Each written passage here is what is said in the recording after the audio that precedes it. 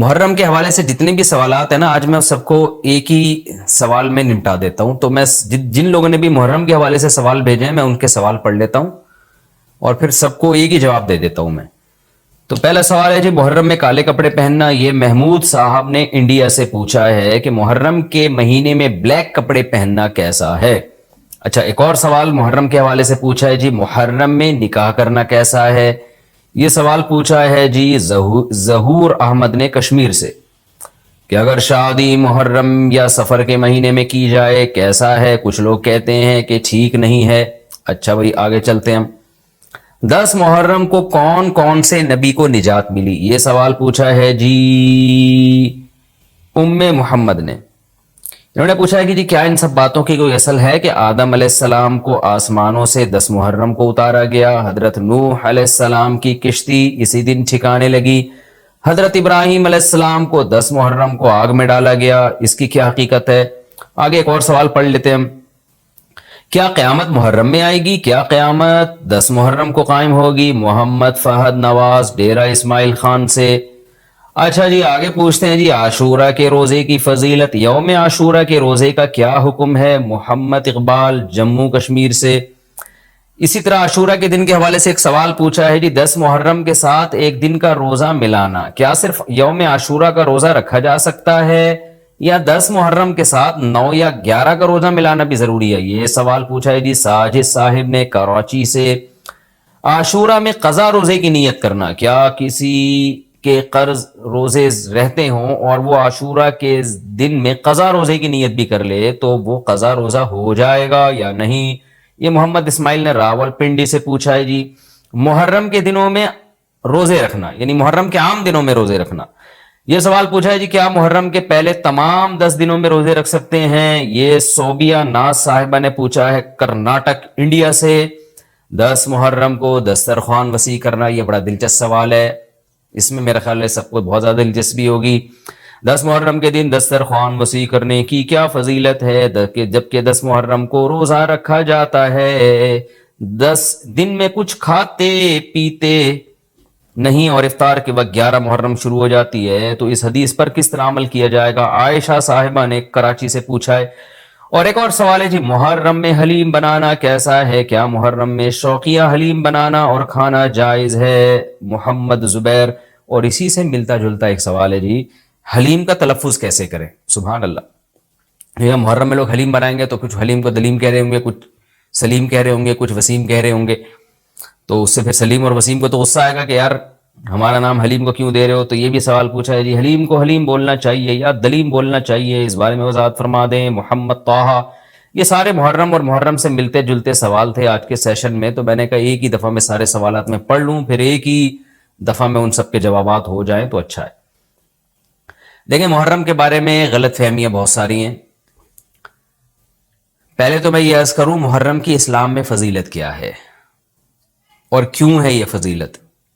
رسول اللہ صلی اللہ علیہ وسلم نے فرمایا کہ محرم کو آپ صلی اللہ علیہ وسلم نے شہر اللہ قرار دیا ہے. صحیح حدیث ہے کہ آپ صلی اللہ علیہ وسلم نے فرمایا، صحیح مسلم کی حدیث ہے کہ رمضان کے روزوں کے بعد سب سے زیادہ جو روزے افضل ہیں وہ شہر اللہ المحرم، اللہ کے مہینے محرم کے ہیں، یعنی اللہ کی طرف اس محرم کی نسبت کی جا رہی ہے. تو یہ ایک بڑی فضیلت کی چیز ہے. اور قرآن میں جن 4 مہینوں کو محترم قرار دیا ہے، عرب ان مہینوں میں جنگ و جدال کو حرام سمجھا کرتے تھے کہ یار یہ ناجائز ہے، اس میں جنگ نہیں کرنی چاہیے، ان مہینوں کا احترام لازم ہے. ان میں 4 مہینوں میں محرم بھی ہے، محرم، رجب، ذی الحجہ، ذی قعدہ، ذی الحجہ، یہ 4 مہینے ہیں جو محترم ہے. لیکن اس میں پھر رجب بھی داخل ہے اور ذی قعدہ بھی اور ذی الحجہ بھی، تو یہ بھی ہے. اور 10 محرم کے روزے کی بڑی فضیلت ہے. آپ صلی اللہ علیہ وسلم نے فرمایا 1 سال کے گناہوں کی معافی کا ذریعہ بنتا ہے.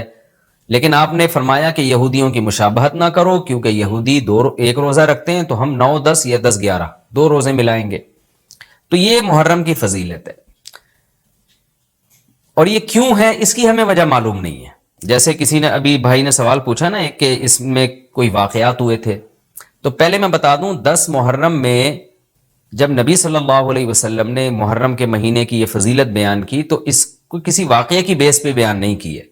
اس بارے میں جتنے واقعات ہمارے پاس منقول ہیں کہ آدم علیہ السلام جنت سے زمین پہ آئے تھے، یا قیامت آئے گی اس دن، یا یہ کہ اور پتہ نہیں کیا کیا ابراہیم علیہ السلام کو آگ میں ڈالا گیا، یہ سب من گھڑت ہیں، اس کی کوئی حقیقت نہیں ہے، موضوع روایتیں۔ البتہ اس دن موسیٰ علیہ السلام اور بنی اسرائیل کو فرعون سے نجات ملی تھی، اس بارے میں روایت سندن بہتر ہے، یعنی اس کو مستند روایت کہا جا سکتا ہے۔ تو وہ یہ کہا جا سکتا ہے کہ 10 محرم کو موسیٰ علیہ السلام اور بنی اسرائیل کو اللہ نے فرعون سے نجات دی تھی، اسی بیس پہ یہودی روزہ رکھا کرتے تھے اس دن۔ تو یہ روایت کے علاوہ باقی جتنے بھی واقعات ہیں سب من گھڑت ہیں۔ باقی حضرت حسین رضی اللہ تعالی عنہ کو جو کربلا میں شہادت ملی ہے، وہ تو 10 محرم، وہ تو فضیلت تو اسلام میں پہلے سے تھی، تو حضرت حسین رضی اللہ تعالیٰ عنہ کا واقعہ تو بعد میں ہوا ہے، تو اس سے حضرت حسین کی شہادت کو اور فضیلت مل گئی کہ آپ کو ایک مقدس دن میں اللہ تعالیٰ نے شہادت عطا فرمائی ہے۔ تو اب کیا مسئلہ ہے، اب میں جو ہے نا نمبر وار سوال پڑھ کے بتاتا ہوں، نمبر وار جو ہے نا، تاکہ وہ بحث ہماری گچ مچ نہ ہو جائے۔ ابھی سارے سوال میں نے اکٹھے پڑھ لیے تھے تاکہ آپ کو پتہ چلے کہ آج محرم کے بارے میں کیا معلومات ہم شیئر کریں گے، کیا مسائل میں بتاؤں گا۔ محرم میں کالے کپڑے پہننا، تو یہاں سے ہمارے سوالات شروع ہوئے تھے۔ محمود صاحب نے انڈیا سے پوچھا تھا، دیکھیں کالے کپڑے کسی بھی وقت پہنے جا سکتے ہیں، کالے کپڑے پہننے کے ناجائز ہونے کی ہمارے پاس کوئی دلیل نہیں ہے۔ سفید کو پسند کیا گیا ہے، نبی صلی اللہ علیہ وسلم نے فرمایا سب سے زیادہ پسندیدہ لباس وہ سفید ہے۔ کفنوا فیہا موتاکم، اپنے مردوں کو بھی اسی میں دفن کیا کرو، اس لیے سفید لباس کو آپ صلی اللہ علیہ وسلم نے افضل قرار دیا، اس میں پاکیزگی زیادہ ہے۔ باقی نبی صلی اللہ علیہ وسلم نے مختلف رنگوں کے کپڑے پہنے، اس کی علماء وجہ یہ بیان کرتے ہیں کہ اس زمانے میں غربت تھی، آپ نے سفید لباس کو پسند تو کیا، لیکن نبی کے لیے ہر وقت سفید لباس کا انتظام کرنا آسان نہیں تھا، غربت تھی، لباس پہن لینا ہی بڑی بات ہوتی تھی کہ لباس مل جائے کسی کو۔ کتنے واقعات ہیں کہ ازار ہے تو قمیض نہیں ہے، قمیض بڑی مشکل سے کسی کو ملتی تھی، کچھ چادر نہیں ہے اوپر پہننے کی، اتنی غربت کا عالم تھا۔ تو اس میں آپ صلی اللہ علیہ وسلم یہ تکلف کرتے کہ ہر قیمت پہ میرے لیے سفید لباس لے کر آؤ، تو یہ آپ صلی اللہ علیہ وسلم کے مزاج میں جو سادگی تھی یہ اس کے خلاف تھا۔ تو آپ نے دنیا میں تکلف نہیں کیا، جو جیسا لباس ملا پہن لیا، پسند سفید کو کیا۔ لہذا آج کیا ہے کہ آج اللہ نے لوگوں کو مالی وسعتیں دی ہیں، تو جو لوگ سفید لباس کا معمول بنا سکتے ہیں ان کے لیے افضل یہی ہے کہ وہ سفید لباس پہنا کریں، کیونکہ نبی صلی اللہ علیہ وسلم نے ہمیں اس کی ترغیب دی ہے۔ خود کیوں نہیں پہنا؟ اس میں تکلف تھا، یعنی پراپر انتظام کرنا مشکل تھا، تو جو آیا پہن لیا آپ صلی اللہ علیہ وسلم نے، کیونکہ ایک چیز مشکل ہے اس میں اتنا تکلف کرنا، یہ خود بھی تو نبی کے مزاج کے خلاف ہے۔ تو اس لیے ہم کہتے ہیں کہ بھئی جو ملے پہن لو، لیکن اگر لوگ آج کل تو لباسوں میں تکلف ویسے ہی بہت ہو رہا ہے، تو آپ نے جب سلوانے ہی ہیں، خریدنے ہی ہیں، تو سفید کو ترجیح دیں آپ، اس میں پاکیزگی زیادہ ہے، اس میں طہارت زیادہ ہے۔ آپ سفید لباس کے عادی ہو گئے، آپ سے کلر والا لباس پہنا نہیں جائے گا۔ میں نے تو 15-20 سال میں نے سفید لباس پہنا ہے، تو مجھے پتا ہے کہ پھر کلر والا لباس نہیں پہنا جاتا، سفید میں پاکیزگی اتنی ہے۔ اب میں پہنتا ہوں کلر والا لباس، وہ وجہ اس کی ہے کہ بعض دفعہ گھر والوں کا اصرار ہوتا ہے، بعض دفعہ کیمرے کی ریکوائرمنٹ ہوتی ہے، وہ کیمرہ سفید لباس کو کیچ نہیں کر پا رہا ہوتا، وہ کیمرہ مین کہہ رہا ہوتا ہے بھائی کوئی اور کلر، کوئی اور کپڑے پہن کے وغیرہ وغیرہ۔ تو خیر میرا عمل تو کوئی حجت نہیں ہے، لیکن افضل یہی ہے کہ سفید لباس کو ترجیح دی جائے، پہنا جائے، اور علماء صلحاء اکثر عموماً ہم نے دیکھا ہے کہ سفید لباسی کو ترجیح دیتے ہیں، کلر والا بھی جائز ہے لیکن بہتر یہی۔ تو محرم میں بھی سفید ہی ہے، سفر میں بھی سفید ہی ہے، ربیع الاول میں بھی سفید ہے، تو محرم میں سفید کے بالکل الٹ کر لینا، کالا پہن لینا، یہ تو بالکل سفید کے اپوزٹ ہو گیا نا۔ تو ہم یہ نہیں کہہ رہے کہ کالا لباس پہننا ناجائز ہے، لیکن آپ سفید سے اگر آپ نے یوٹرن لیا بھی تھا تو گرے پہ آ جاتے، گرین پہ آ جاتے، ایک دم آپ بلیک پہ آ گئے، تو بہرحال یہ یعنی کراہت سے خالی نہیں ہے، اس کا معمول بنا لینا۔ تو ناجائز میں نہیں کہہ رہا، تھوڑا سا ناپسندیدہ ہے کہ آپ سنت پر عمل نہیں کر رہے، تو سنت کے بالکل اگینسٹ تو نہ جائیں نا آپ، یعنی بالکل ہی کالا پہن لیں تو بالکل اس کے اپوزٹ ہے۔ جائز ہے کالا پہننا بھی، لیکن بہتر بہرحال نہیں ہے۔ اور محرم میں کالا پہننا تو ہماری رائے میں بالکل ناجائز ہے، کیونکہ یہ شیعہ حضرات کی اپنی ایک رائے ہے، ان کی اپنی ایک دلیل ہے، ان کا اپنا ایک کانسیپٹ ہے، وہ یہ ہے کہ محرم میں حضرت حسین شہید ہوئے تھے تو ایک بڑے غم کی بات تھی، تو ہم غم منانے کے لیے کالا کپڑا پہنتے ہیں۔ تو ان کا مسلک ہے، وہ جیسے مسلک پہ اپنے عمل کرنا چاہیں وہ اللہ کے سامنے جواب دہ ہوں گے، ہم کسی کے مسلک پہ طنز نہیں کر رہے، ہم کوئی فرقہ واریت اور تشدد کی بات کرنا مناسب نہیں ہے، ملکی حالات اس کے متحمل نہیں ہیں، لیکن میں اہل سنت والجماعت حضرات سے کہتا ہوں کہ آپ یہ فیصلہ کریں بھائی، آپ یا تو پورے شیعہ ہو جائیں یا پورے سنی ہو جائیں۔ تو اگر آپ اہل سنت والجماعت کو فالو کرتے ہیں، اور اہل سنت والجماعت کے ہاں جو قرآن اور حدیث اور صحابہ یہ حجت ہے، تو ہمیں تو قرآن و حدیث میں کہیں بھی نہیں ملتا کہ غم میں تم کالے کپڑے پہنو یا غموں کو مناؤ۔ قرآن میں کیا ہے؟ الذین اذا اصابتہم مصیبت قالوا انا للہ وانا الیہ راجعون۔ اہل ایمان کو جب کوئی مصیبت پہنچتی ہے تو وہ کہتے ہیں ہم اللہ ہی کے لیے ہیں اور ہم نے اللہ ہی کی طرف لوٹ کر جانا ہے، وہ صبر کرتے ہیں۔ حضرت حسین رضی اللہ تعالیٰ عنہ کی شہادت یہ بہت بڑا غم ہے، بہت بڑا غم ہے، لیکن اس غم کو ہر سال منانا، اس کے لیے شرعی دلیل کی ضرورت ہے۔ اہل بیت کی تعلیمات کو فالو کیا جائے گا، آپ کسی کی محبت میں اس کی تعلیمات کو نہیں توڑ سکتے۔ اہل بیت کی بھی یہی تعلیمات ہیں کہ صبر سے کام لینا چاہیے ہمیں، اور غم منانا بھی اگر کسی کا ہونا، جیسے آپ کے والد کا انتقال ہو گیا تو اس میں بھی شریعت آپ کو اجازت نہیں دیتی کہ آپ کالے کپڑے پہنے غم منانے کے لیے، بلکہ اس میں بھی شریعت کیا کہتی ہے کہ غم پہ صبر کریں، جو آنسو آپ روک سکتے ہیں اس کو بہائیں نہیں، اور صبر کریں، تو غیر یعنی اختیاری طور پر جو آپ کو رونا آ رہا ہے وہ معاف ہے۔ تو جب غم پہنچا ہو اس وقت شریعت آپ کو غم کے طور پہ کالے کپڑے پہننے کی اجازت نہیں دے رہی، تو جب غم 1400 سال پرانا ہو اور ہر سال اس تاریخ پہ آپ کو منانے کی شریعت کیسے اجازت دے رہی ہے؟ یہ تو ایک طرح کی برسی ہو گئی نا۔ نبی صلی اللہ علیہ وسلم کے وفات سے بڑا غم کو اس امت کو ہوگا، ربیع الاول میں آپ صلی اللہ علیہ وسلم کی وفات ہوئی، لیکن ربیع الاول ہر سال آتا تھا، صحابہ، تابعین، تبع تابعین، خود اہل بیت کیا اس ربیع الاول میں کوئی غم مناتے تھے؟ بالکل بھی نہیں۔ اس مہینے میں شادیاں بھی کرتے تھے، جو خوشی کی بات ہوتی تھی اس پہ خوشی بھی مناتے تھے۔ تو ہمیں نہیں ملتا کہ صحابہ، تابعین یا خود اہل بیت نے، یا سیدنا حسن اور حسین رضی اللہ عنہما یا سیدنا علی ابن ابی طالب رضی اللہ عنہ کی یہ تعلیمات ہو کہ غم کو ہمیں منانا ہے کالے کپڑے پہن کے یا کسی بھی طریقے سے، کسی بھی طریقے سے اسلام میں غم منانے کی آپ کو اجازت نہیں ہے۔ بعض لوگ یہ دلیل دیتے ہیں کہ حضرت حسین رضی اللہ تعالیٰ عنہ کا غم تو نبی نے بھی منایا ہے، اور نبی صلی اللہ علیہ وسلم نے جب یہ بتایا کہ امت میرے نواسے کو شہید کرے گی تو آپ رونے لگے۔ دیکھیں جب نبی کو اطلاع ملی تھی تو آپ غمزدہ ہوئے، تو آپ کا رونا بالکل بجا تھا۔ تو کسی کو یہ اطلاع ملے کہ فلاں جگہ یہ واقعہ ہو گیا ہے، اس پہ اس کو غم ہوا ہو اور وہ رو لیتا ہے تو اس میں کوئی حرج نہیں، یہ تو نیچرل ہے۔ لیکن کیا نبی صلی اللہ علیہ وسلم ہر سال، یعنی جس دن آپ کو وحی کے ذریعے پتا چلا کہ سیدنا حسین ابن علی رضی اللہ تعالیٰ عنہ پہ ظلم ہوگا، تو کیا ہر سال اس تاریخ کو آپ صلی اللہ علیہ وسلم رویا کرتے تھے؟ بالکل بھی ایسا نہیں ہے۔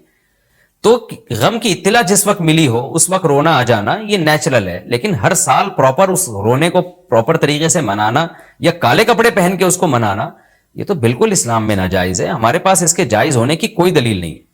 تو شیعہ حضرات جو کر رہے ہیں آپ ان کو کرنے دیں، ان کو جا کے نہ چھیڑیں، آپ ان کو طنز نہ کریں، وہ ان کی جو رائے ہے وہ اس پر عمل کریں۔ اسلام میں فرقے تو ہیں ہمیشہ سے، ہم نے تو یہ دیکھنا ہے کہ کون سا صحیح ہے، ہم نے تو اس کو فالو کرنا ہے۔ تو جو ہمیں صحیح لگے گا ہم اس کو فالو کریں گے، باقی ہم کسی کے نفرتیں پھیلانے کے بہرحال ہم قائل نہیں ہیں۔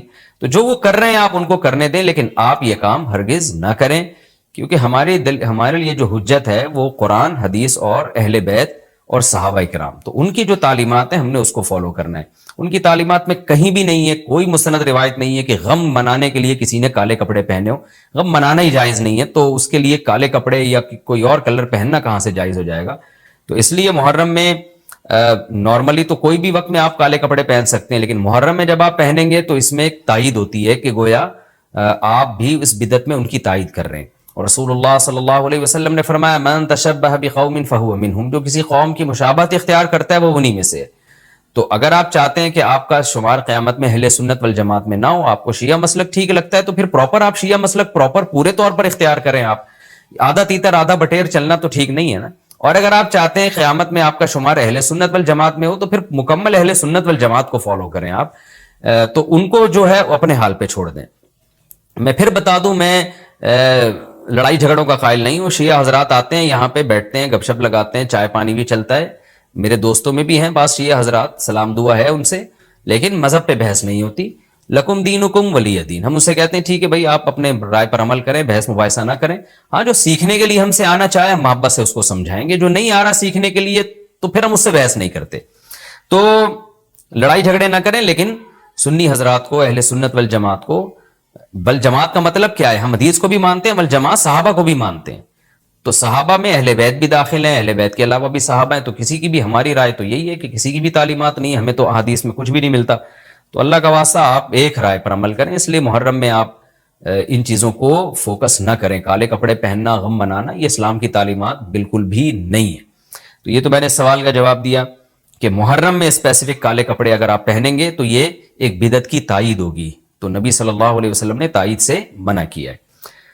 اسی میں ایک سوال ہے جی, محرم میں نکاح کرنا کیسا ہے؟ یہ سوال بھی ظہور احمد نے کشمیر سے پوچھی. تو اس کو منحوس سمجھنا جائز نہیں ہے. اگر آپ کہتے ہیں اس مہینے میں چونکہ حضرت حسین رضی اللہ تعالیٰ عنہ کی شہادت ہوئی ہے اس لیے منحوس ہے, تو یہ غلط ہے. ایک تو ہماری نظر میں شہادت ایک بہت مقدس مقام ہے, اس کی وجہ سے کوئی مہینہ منحوس نہیں ہو سکتا. مقدس تو ہو سکتا ہے, منحوس نہیں ہو سکتا. دوسری بات یہ کہ یکم محرم سے لے کے 29 یا 30 ذی الحجہ تک اسلامی تاریخ میں کوئی ایسا دن نہیں ہے جس میں کسی مقدس شخصیت کی شہادت نہ ہوئی ہو یا کسی پہ ظلم نہ ہوا ہو. اگر آپ تاریخ کے اوراق اٹھا کے دیکھیں, ہر مہینے ہر تاریخ کو کوئی نہ کوئی اسلام میں اچھا واقعہ بھی ہوا ہے اور برا واقعہ بھی ہوا ہے. حضرت عثمان رضی اللہ تعالیٰ عنہ کی شہادت ہوئی باغیوں کے ہاتھوں. خود نبی صلی اللہ علیہ وسلم کی وفات ہوئی ربیع الاول میں, اور بھری ہوئی ہے نا اسلامی تاریخ. حضرت علی رضی اللہ تعالیٰ عنہ کی شہادت ہوئی. تو ان تمام شہادتوں کے آپ ایام نکالیں, ان کے مہینے نکالیں, کوئی مہینہ نہیں بچے گا. تو اس بیس پہ اگر آپ کہتے ہیں کہ اس مہینے میں نکاح پسندیدہ نہیں ہے, پھر تو پہلی تاریخ سے لے کے سال کی آخری تاریخ تک کوئی تاریخ بھی ایسی نہیں ہے کہ جس میں انسان نکاح نہ کرے. اس کا مطلب پھر آپ کنوارے چھڑے چھاٹی گھومتے رہیں, اور مسلمانوں کی پھر گروتھ ریشو تو میرا خیال ختم ہو جائے گا, مر جائیں, کہاں پیدا ہوں گے لوگ. اور اگر آپ کہتے ہیں کہ نہیں جی کسی شخصیت کے کسی دن میں انتقال کر جانے سے یا شہید ہو جانے سے یا اس پہ ظلم ہونے سے وہ دن منحوس نہیں بنتا, تو پھر 10 محرم بھی منحوس نہیں ہے. 10 محرم میں بھی آپ نکاح کر سکتے ہیں, اور محرم کے بقیہ تاریخوں میں بھی آپ نکاح کر سکتے ہیں. اور روایات میں ہمیں ملتا ہے کہ بعض بڑے بڑے حضرات تھے جن کے محرم کے مہینے میں نکاح ہوئے. میں اس بحث میں نہیں جاؤں گا, پھر اس میں تاریخی روایات ہیں, کوئی کہتا ہے فلاں تاریخ تھی, کوئی کہتا ہے, پھر لوگ اس پہ ایک غیر ضروری بحث میں چلے جاتے ہیں. لیکن ہمیں ایسے واقعات ملتے ہیں. تو اس لیے اس بارے میں, اور پھر شریعت میں جلد نکاح کی ترغیب ہے. نکاح کو ڈیلے کرنا یہ شریعت میں پسندیدہ کام نہیں ہے. اس بیس پہ تو ڈیلے کیا جا سکتا ہے نکاح کہ آپ کو رشتہ سمجھ میں نہیں آ رہا, مشورے کر رہے ہیں, لیکن جب ایک دفعہ رشتہ سمجھ میں آ جائے تو اسلام کا حکم یہ ہے کہ اس میں جلدی کی جائے. صحیح ہے, بخاری کی مشہور حدیث ہے, نبی صلی اللہ علیہ وسلم کی خدمت میں خاتون آئی, عرض کیا کہ یا رسول اللہ میں آپ سے نکاح کرنا چاہتی ہوں. آپ نے چہرہ مبارک کو جھکا لیا, آپ کا ارادہ نہیں تھا. ایک اور صحابی کھڑے ہوئے, عرض کیا یا رسول اللہ آپ میرا ان سے نکاح کر دیں. اسی محفل میں نبی نے ان صحابیہ کا ان صحابی سے نکاح کرا دیا. تو آپ نے تو یہ نہیں پوچھا کہ یہ محرم کا مہینہ چل رہا ہے یا سفر کا مہینہ چل رہا ہے یا ربیع الاول کا مہینہ چل رہا ہے. ڈیلے نہیں کیا اس کو, اس لیے کہ خود آپ کی تعلیمات یہ ہیں کہ نکاح میں جلدی کی جائے.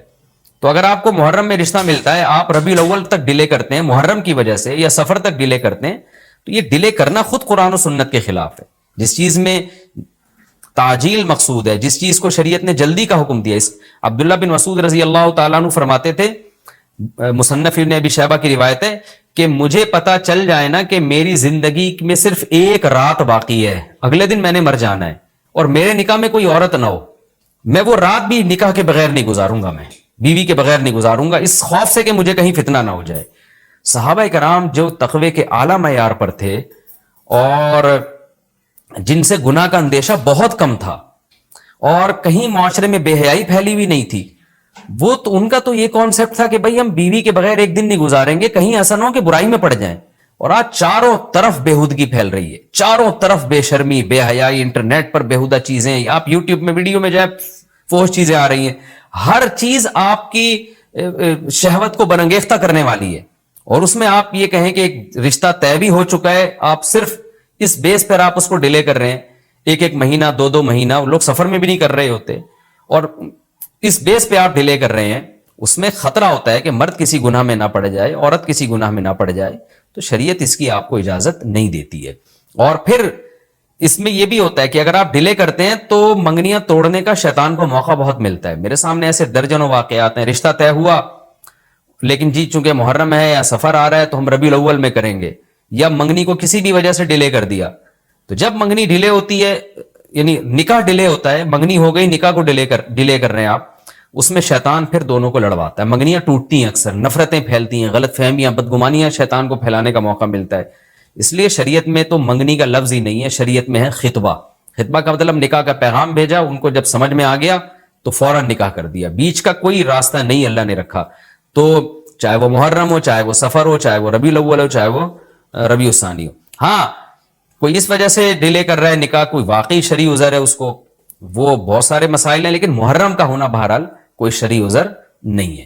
تو اس لیے ہم اس میں نکاح کو جائز سمجھتے ہیں, باعث برکت سمجھتے ہیں. پھر میں بار بار بتا رہا ہوں کہ جو وہ شیعہ حضرات جو کر رہے ہیں ان کو کرنے دیں. میں آپ کو آپ کے مسلک کی بات بتا رہا ہوں. ہم جو قرآن و سنت کو اور اصحاب رسول کو فالو کرتے ہیں اور اہل بیت کو بھی مانتے ہیں, ہم ان کی بات کر رہے ہیں. وہ بھی دعویٰ کرتے ہیں کہ ہم مانتے ہیں, تو ان کو ان کے دعوے پہ رہنے دیں. ہم تو وہی بات کریں گے جو ہمیں صحیح لگے گی. اچھا بھائی, یہ بھی ایک سوال پوچھا ہے جی, 10 محرم کو کون کون سے نبی کو نجات ملی؟ یہ بھی سوال میں نے دہرایا تھا, ام محمد نے پوچھا ہے. تو دیکھیں اس بارے میں صرف ایک واقعہ مستند ہے, حضرت موسیٰ علیہ السلام کو فرعون سے نجات ملی. اس کے علاوہ 10 محرم کی طرف جتنے قصے منقول ہیں, ابراہیم علیہ السلام کو آگ میں ڈالا گیا, پھر آدم علیہ السلام دنیا میں آئے, یا اس دن قیامت آئے گی, یہ سب من گھڑت ہیں, ان کی کوئی حیثیت نہیں ہے, ان کو نہیں بیان کرنا چاہیے. یہ بھی سوال ہو گیا قیامت کیا محرم میں آئے گی؟ ایسا نہیں ہے, ہمیں نہیں پتا محرم میں آئے گی یا سفر میں آئے گی. سورہ طٰہٰ میں اللہ نے صاف طور پہ بتا دیا کہ اکاد اخفیہا لتجزا کل نفس بما تسعی, میں قیامت کے دن کو چھپا دوں گا. اللہ نے کسی کو نہیں بتایا کس دن آئے گی, وہ آئے گی تو اچانک آئے گی. اچانک وہی چیز ہوتی ہے جس کی ڈیٹ کا ہمیں علم نہیں ہوتا. لا تأتیکم الا بغتہ, قرآن کہتے ہیں اچانک آئے گی. تو اچانک کا مطلب اس کی ڈیٹ اللہ نے, اس کا سال, اس کا مہینہ اللہ نے ہمیں نہیں بتایا, تبھی تو اچانک آئے گی وہ. اچھا بھائی, عاشورہ کے روزے کی فضیلت جموں کشمیر سے پوچھا محمد اقبال نے, وہ میں نے آپ کے سامنے بیان کر دی. نبی صلی اللہ علیہ وسلم نے فرمایا 1 سال کے گناہوں کا کفارہ ہے. اچھا یہ بھی اسی میں پوچھتے ہیں کہ لوگ کہ 2 دن کے روزے ضروری ہیں یا 1 دن کا بھی روزہ رکھ سکتے ہیں؟ تو بعض علماء کی رائے یہ کہ اس زمانے میں 1 روزہ بھی جائز ہے, کیونکہ نبی صلی اللہ علیہ وسلم نے یہودیوں کی مشابہت کی وجہ سے حکم دیا تھا کہ 2 ملاؤ. اب یہودی یہ روزہ نہیں رکھتے, جو ہمیں جہاں تک نالج ہے, تو اب چونکہ وہ رکھتے ہی نہیں ہیں, لہذا اب 1 روزہ بھی اگر کوئی رکھ لے تو بھی ٹھیک ہے. 2 اچھا ہے, نہیں رکھا جاتا تو 1 بھی رکھ لے تو بھی امید ہے انشاءاللہ ثواب ملے گا. اچھا اس میں یہ بھی پوچھا ہے دسترخوان پہ, میں ابھی آ رہا ہوں, دسترخوان محرم میں وسیع کرنا کیسا ہے؟ لوگ وہ دسترخوان پہ کان لگا کے بیٹھے ہوئے ہوں گے, وہ دسترخوان کب آئے گا مارکیٹ میں. اچھا یہ بھی ایک سوال پوچھتے ہیں لوگ کہ جیسے بھائی نے پوچھا کہ 2 یعنی قضا روزے کی نیت کرنا, یہ راول پنڈی سے محمد اسماعیل نے پوچھا تھا. خوب سمجھ لیں, جن دنوں کا بھی کوئی فضیلت ہے نا روزہ رکھنے کی, جیسے پیر جمعرات کے روزے کی فضیلت ہے, ایام 20 کے روزے کی فضیلت ہے, اسی طرح 10 محرم کے روزے کی فضیلت ہے, اسی طرح 9 ذی الحجہ کے روزے کی فضیلت ہے. ان میں آپ قضا کی نیت نہیں کر سکتے.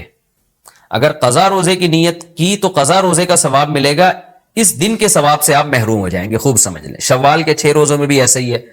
خواتین کیا کرتی ہیں, مینسز کی وجہ سے جو رمضان کے روزے چھوٹ گئے, انہوں نے کہا چلو شوال کے 6 روزے کی نیت بھی کر لو اور رمضان کے قضا روزے کی نیت بھی کر لو, تو گریوی میں دونوں کام ہو جائیں گے. تو ایسا نہیں ہے, ایک ہی ہوگا, یا تو قضا رکھیں یا نفل.